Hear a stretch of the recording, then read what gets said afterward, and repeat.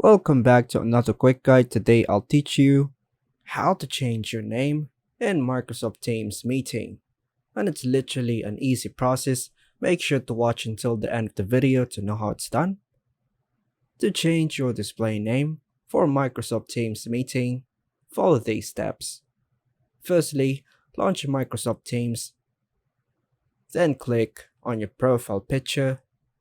Click on your profile picture located at the top right or left corner of the Teams window.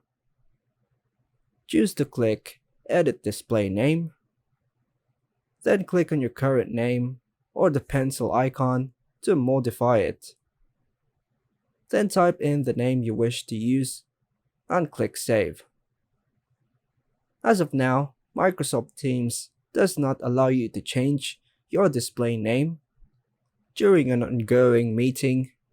To ensure your name is displayed correctly, please update it prior to joining the meeting as outlined above.